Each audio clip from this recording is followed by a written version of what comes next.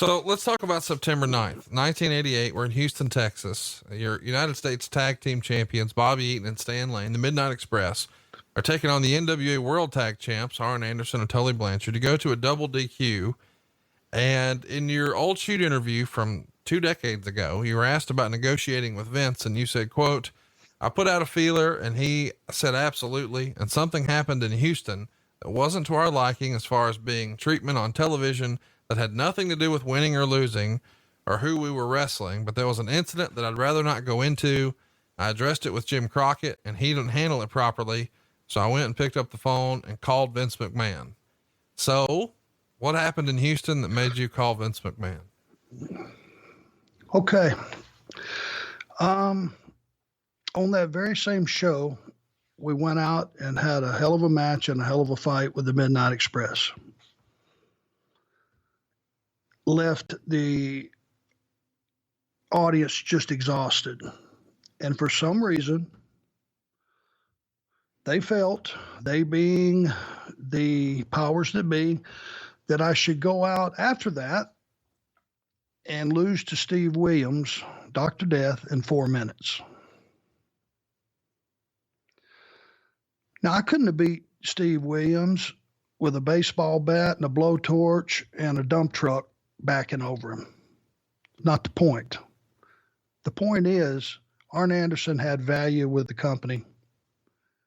I just went out and proved it a little bit earlier, once again, and that's all they can think to use me for, thinking that Steve Williams, who was Bill Watts' product, was big in that area of the company, in that area of the country, for that matter.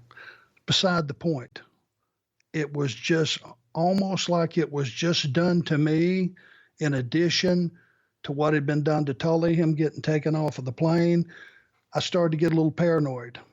And then I got a little bit pissed. And then I started to think it through. Okay, sort through your anger, and it had nothing to do with Steve Williams.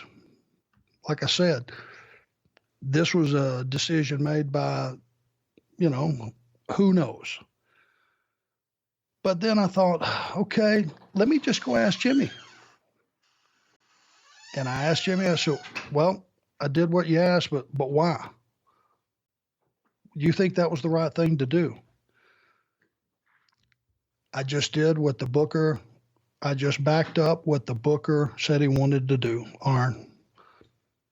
And that told me all I needed to know. I already knew I had a job offer in good standing from the other company. When it was over, I went back and told Tully. I said, I'm getting on the phone as soon as we get to one, and I'll get this all resolved. We're out of here.